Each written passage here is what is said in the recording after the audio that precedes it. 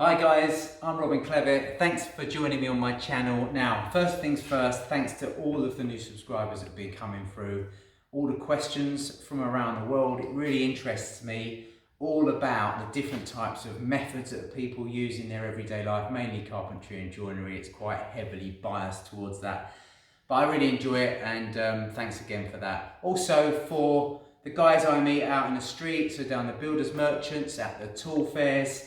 It's great. It's kind of like, I feel social media and YouTube is bringing our community together. It's sort of creating an opportunity to talk. And I've been in this trade for over 35 years. And in the last couple of years, since I've sort of done YouTube and all that sort of stuff, people are coming up and saying hi and how you doing, and asking questions and engaging. So I think as a self-employed guy, and I know most of us out there are self-employed or freelance, it's quite a sort of lonely existence from time to time. So actually going out and meeting people, talking about experiences, or even the comments through YouTube is particularly interesting. Now, this is a short video, but in this video I'm going to be talking a little bit more about a skeleton lining. Now, it's something I've covered in a couple of previous videos. I've shown you how I make them and how they're fitted. So I'm back on this job, a little bit of second fixing to do. One of the jobs was to swing a door in the skeleton lining. And before I put the stops on,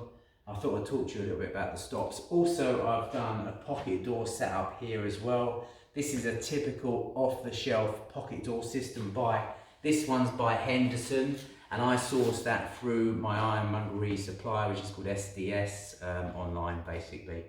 Now Henderson, they make a lot of sliding door gear. This is an unpaid, unsponsored video before anyone accuses me of showing off a brand or whatever, anything like that. So I like to use these because they're fairly straightforward. You don't get any frames with them, so the finished frames, and I'll talk to you why I don't generally want those ones in a second. Now, this is a nice simple system. It consists of a very simple head frame with aluminium track, which is quite stiff and solid. That's fixed in. You get some simple brackets that you have to use, and there's a reason for that too.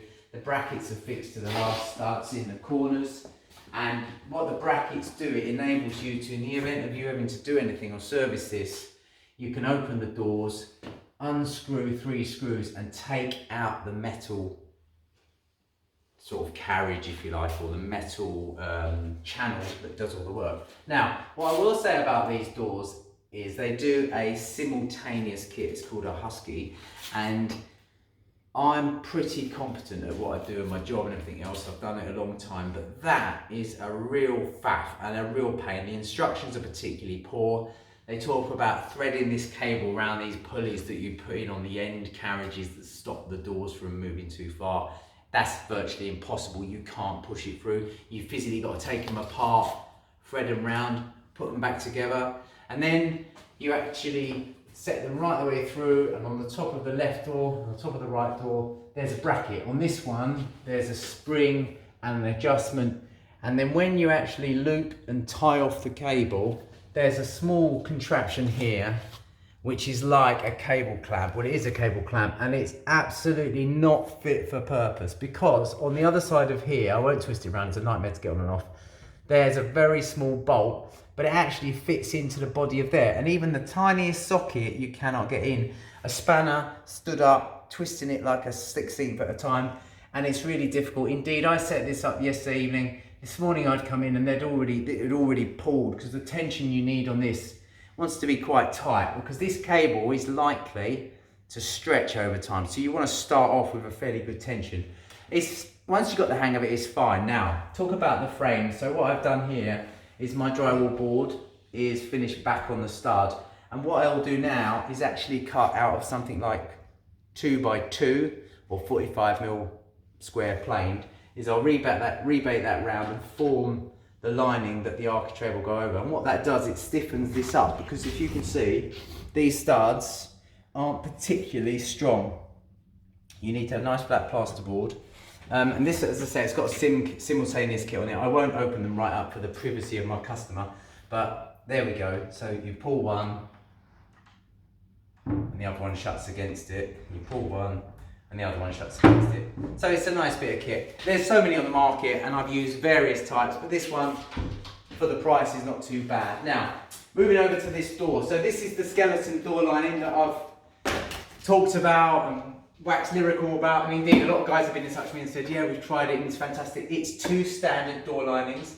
I make them up together, I cleat them at the back. In this case I've just used 12mm OSB, that holds them all nice and steady. I then use some bracing pieces over the front, and then the whole thing goes in together, the overall width of the wall. Get some decent masonry fixings, and these are generally hidden behind the wide stop. This is the wide stop, so it's MRMDF 12mm with a preparation tape on the edge. That enables it to be painted really easily. Okay, you can't get this off the shelf with the preparation tape. The joinery I use actually do this with an edge bander for me, which is really quite nice. Now, it's so simple. It's just like having a normal doorstop, except it's slightly bigger.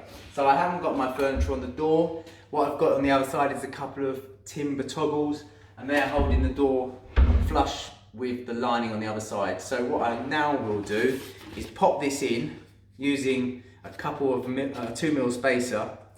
I'll fix that in, and then I'll fix the sides in. Now, I don't generally glue these because it's a nice stable material.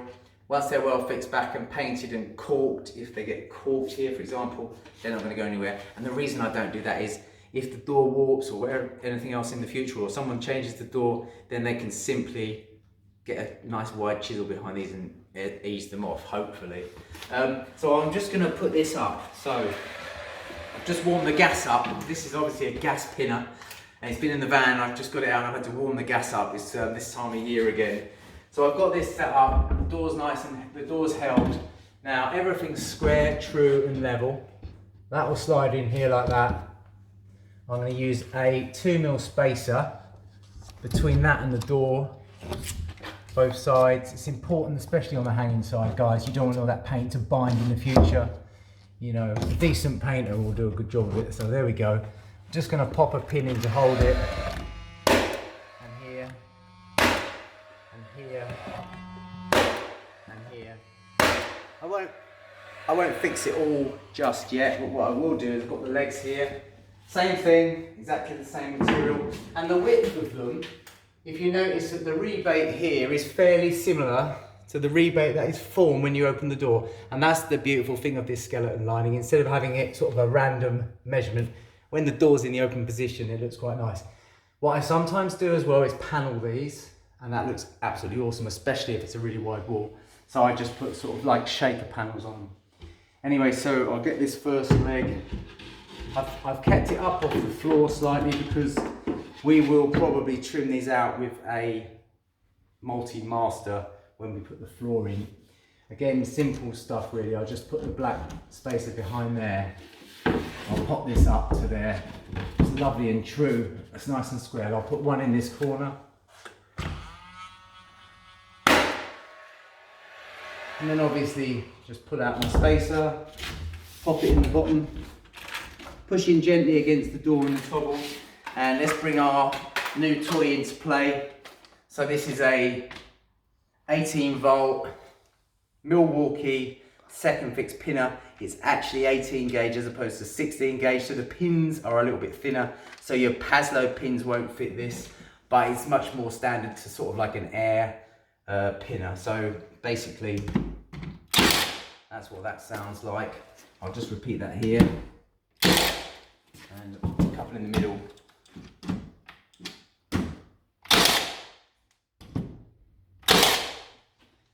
Put the other leg on, same.